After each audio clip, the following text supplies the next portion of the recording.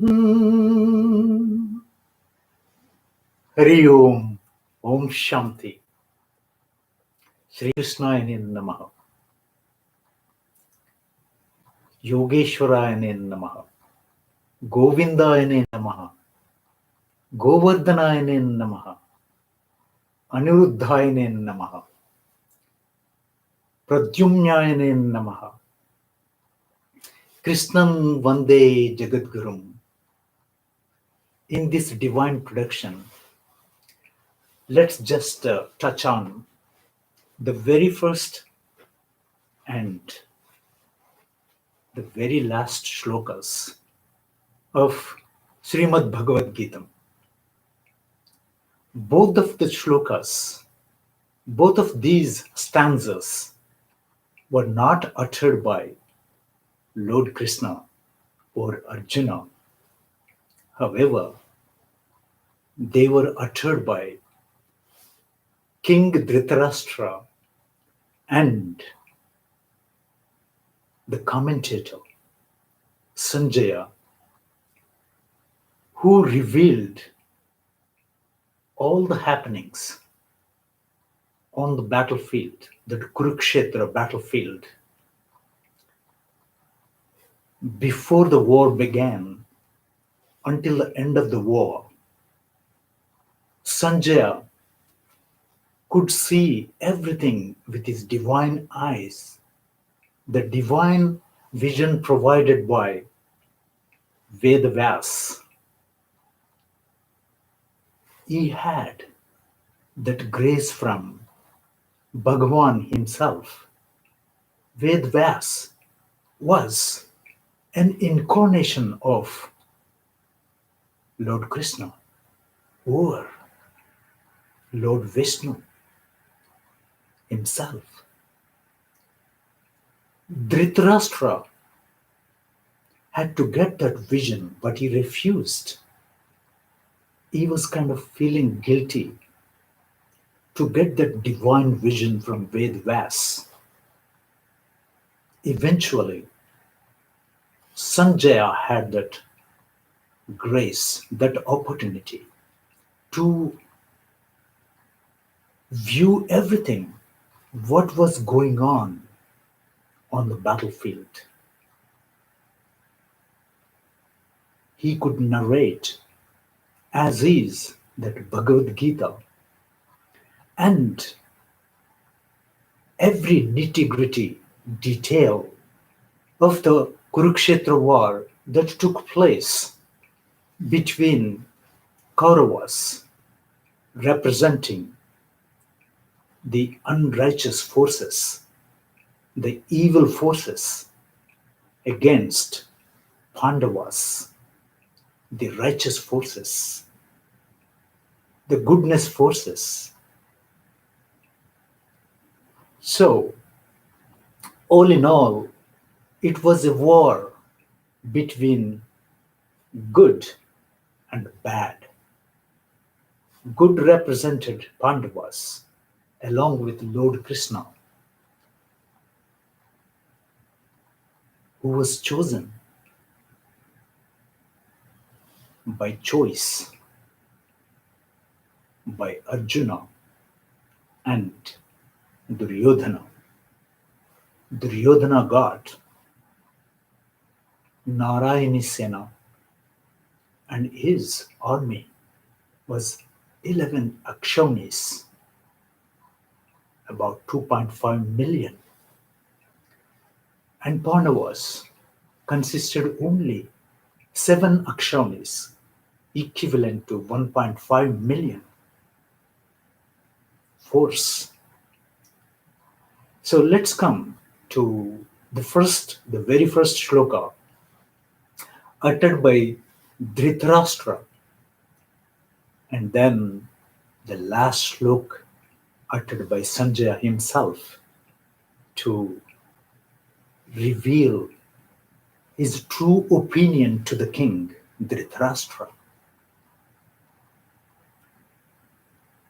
Sanjaya was highly excited, envisioning Lord Krishna's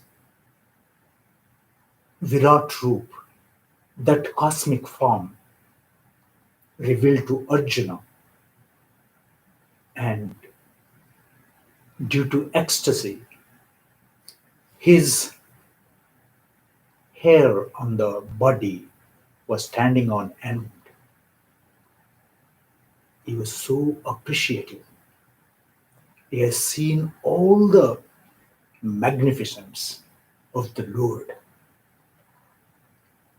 That's how, as is, he reveals his opinion to the blind king with blind mind. So let's get to this. The very first shlokam of Bhagavad Gita, which is in Mahabharata. Dharmakshetre Kurukshetre Samaveta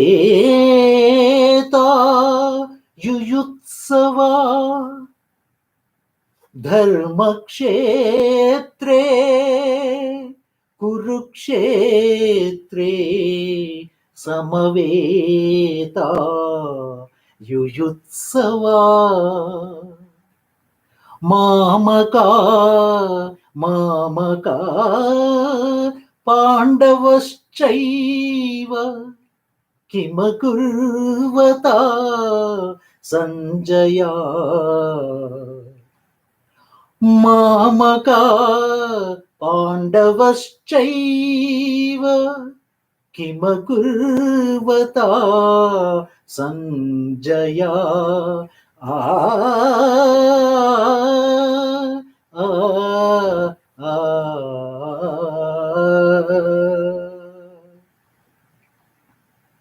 In this stanza, there is a reference to Dharmakshetra and Kurukshetra.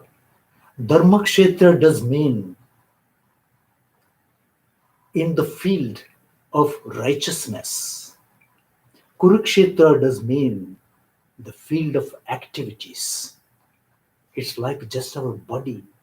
Our body is a field of activities. And then when you refer to Dharmakshetra, that means it is the upper portion of your body where your soul resides. That's what is Dharmakshetra. It is related to the spiritualism where one needs to stick to the codes of conduct, codes of dharma, codes of duty, the codes of soul, the codes of consciousness as to how to practice, how to stick to them, and how to preach others so that they follow your instructions, your codes to tread the path of spiritualism.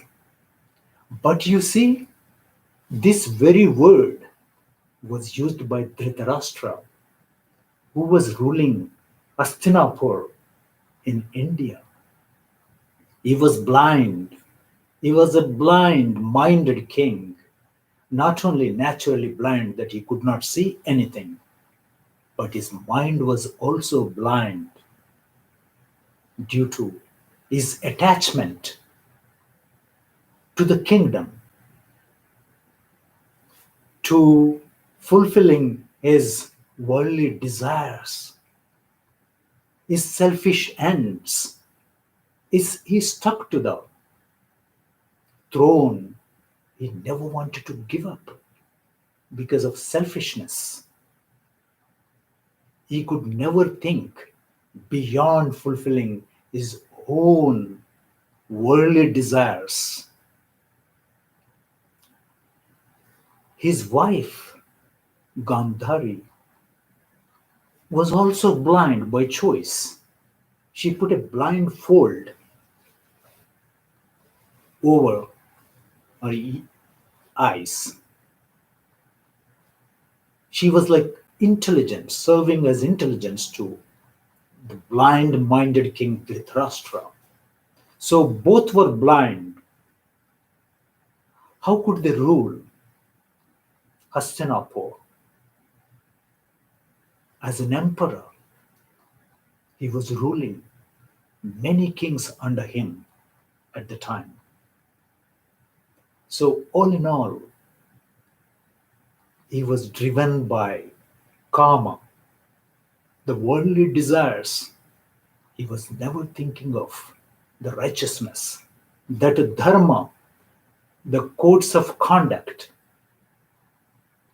He was never in compliance with eternal dharma. He always wanted to see his son Duryodhana sitting on the throne and ruling the country. He did not want Dharmaraj, that Yudhishthira, to rule the country. So upon his brother's death due to a curse, he occupied the throne and he held on to the kingdom.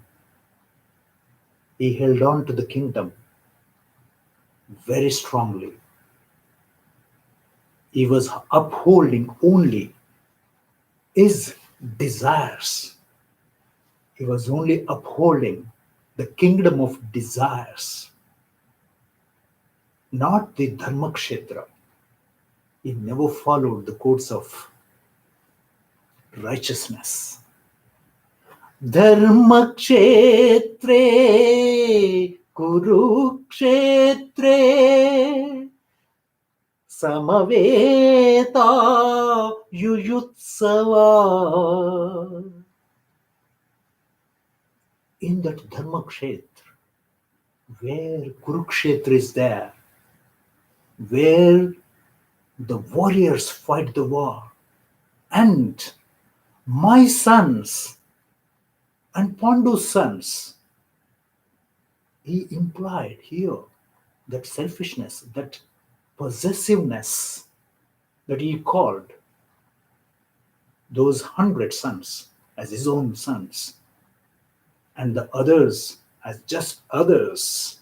Look at the discrimination right here, which reveals Dhritarashtra's character. He was completely operating under tamogun, a little bit of passion, rajogun, but totally he was operating under tamo character, that is the ignorant character, which did not do any good for his brother's sons and to the whole kingdom. He was on the unrighteous path while he was ruling Hastinapur. And he was not listening to the advice given by Bhishma, Kripacharya, Dronacharya, Vyasa, and other gurus and elderly. He stuck to his own guns. Mamaka Pandavaschaiva. Pandavas, Pandu's sons. Mamaka, my own sons. They're very enthusiastically.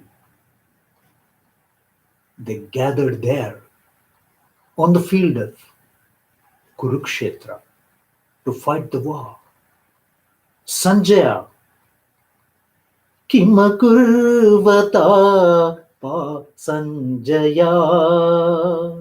Tell me, I'm very anxious to know What has happened between the two? Are my sons winning? Is Duryodhana is going to be crowned, sitting on the throne and ruling the country? Please tell me, Sanjaya, do not delay in narrating to me as to what's happening in Kurukshetra, which is in the Dharmakshetra. In fact, King Dhritarashtra, he represented a hound of desires. He had many desires. See, due to his desires, he had 100 sons, like 100 desires, and many more, and many more. And you see, when you refer to Pandavas as Pandu's sons, Pandavaschaiva, he said, why not all of them or his own sons? Why not all of the citizens or his own sons? You see, it did not strike to him to address while he was asking the question to Sanjaya. He discriminated right there. His relationship, very selfish, highly attached to his own sons, and with selfish motive, he posed the question to Sanjaya to know the truth as to what was happening between the opposing forces in the field of war, that Kurukshetra, situated in Dharmakshetra. That means all of them fighting the war must follow the codes of war and fight a righteous war to establish Dharma. So according to Lord Krishna, it is a war of Dharma. It's a righteous war for him. That's how he incarnated well in advance to deal with the situation at the time, to re-establish Dharma and punish the miscreants such as Kauravas and the forces that supported Duryodhan, opposing the Pandavas' force, where Lord Krishna served as a charioteer to Arjun, and also he served as his mind, intellect. Only Arjun was the owner of the chariot as a soul. That's also he comes to know when Lord Krishna preaches Bhagavad Gita to him, the distinction between the body, which is a chariot, and the owner is the soul. So Arjun was the soul, but everything else, Lord Krishna represented intellect, mind, and he was also controlling the horses drawing the chariot. The horses are like our desires running in various directions. So Krishna was controlling everything with his mind and intellect and providing the proper directions to Arjun.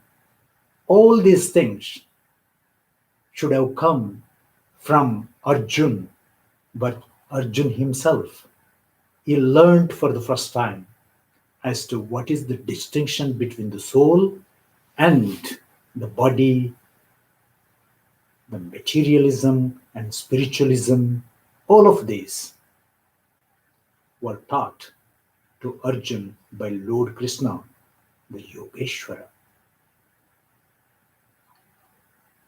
the creator of all the things in the cosmos, maintainer and annihilator.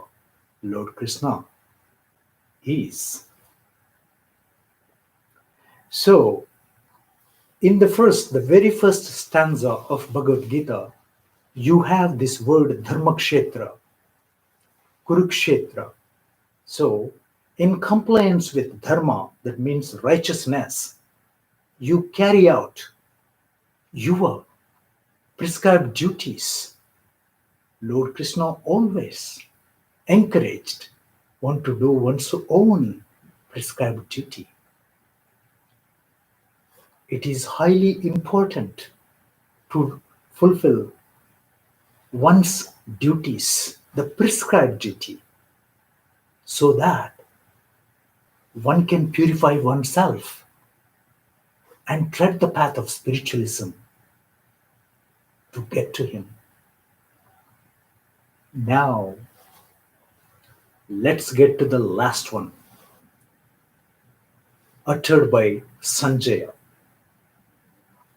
going through all the 18 chapters, narrating to King Dhritarashtra as to how Bhagavad Gita was taught to Arjun. That means whoever is interested in acquiring that divine knowledge is Arjun. All of us are Arjuns.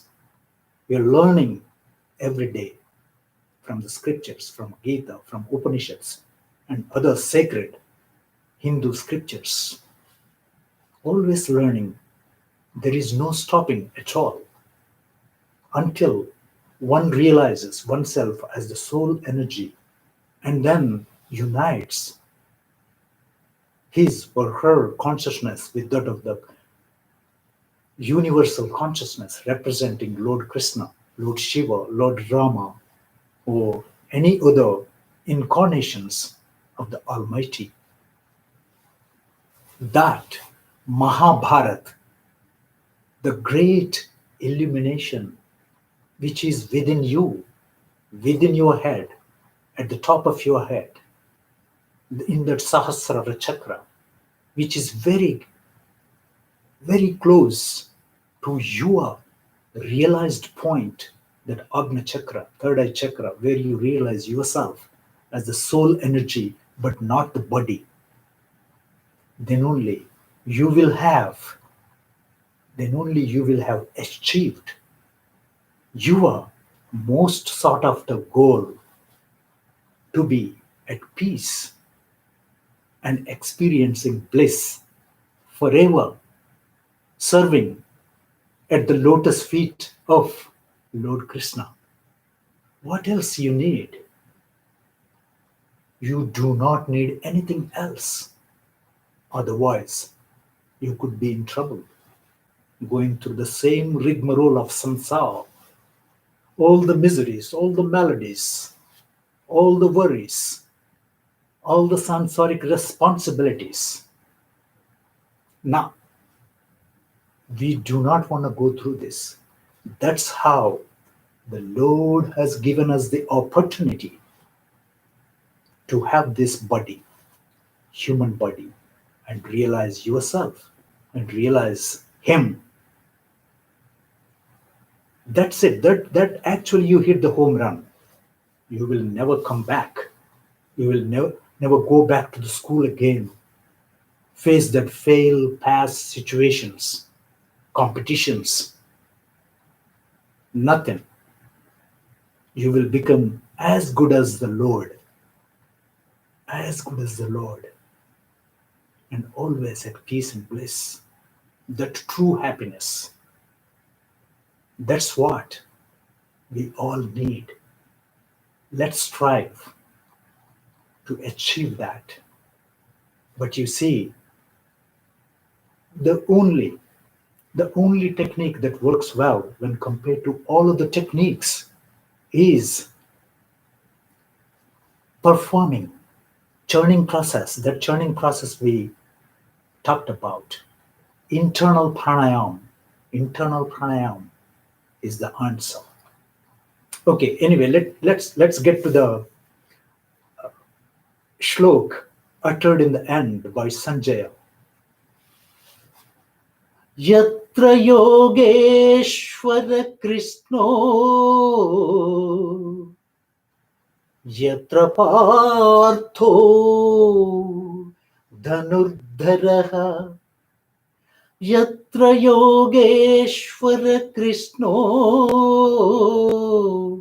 Yatra Partho Dhanurdharaha Tatra Shri Vijayodbhuti Dhruvane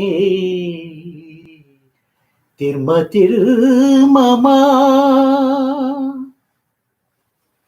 Tatra Shri Vijayodbhuti Dhruvaneti Tirmatirmama Wherever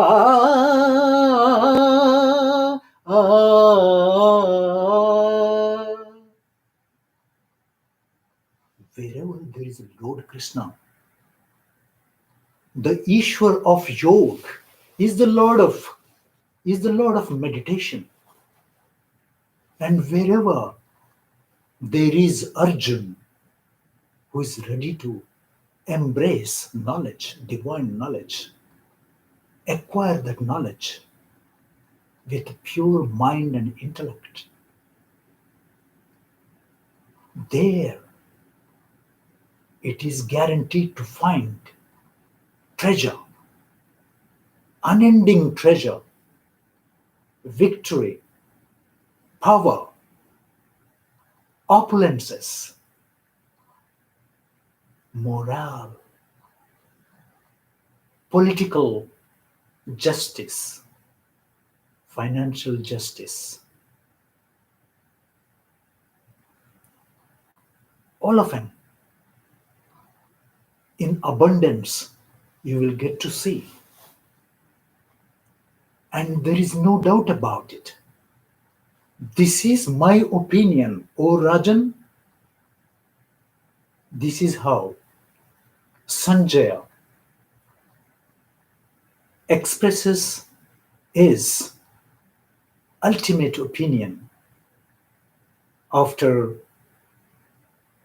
he got ecstasy of viewing that cosmic form of the Lord and all of the divine knowledge that he revealed, and he got it.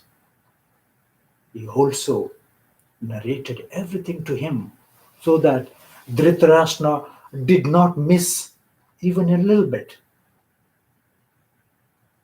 It is kind of providing him also the knowledge for enlightenment at that age.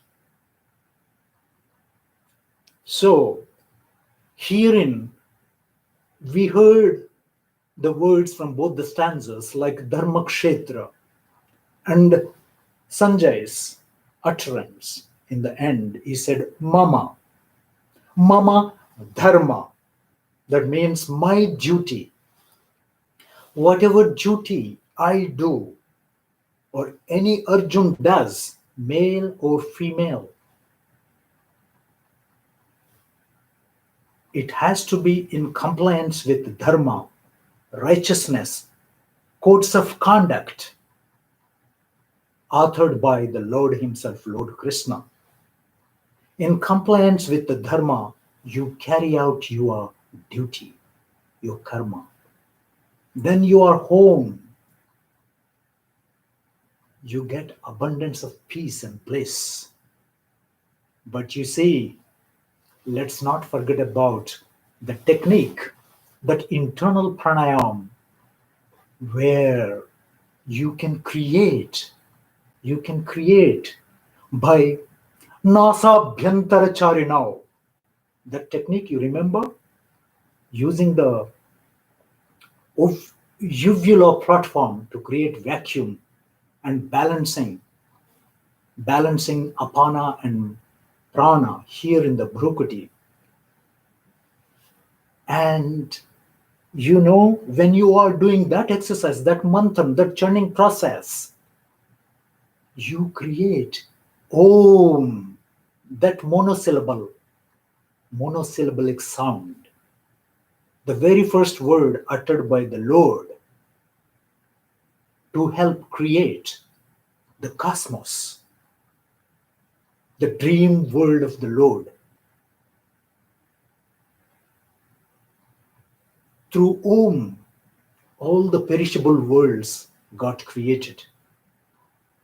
The manifestations, the maintenance of an annihilation or renewal process of an. Om is the one. Om is the sound vibration that did everything. And it does everything. It is going to do everything.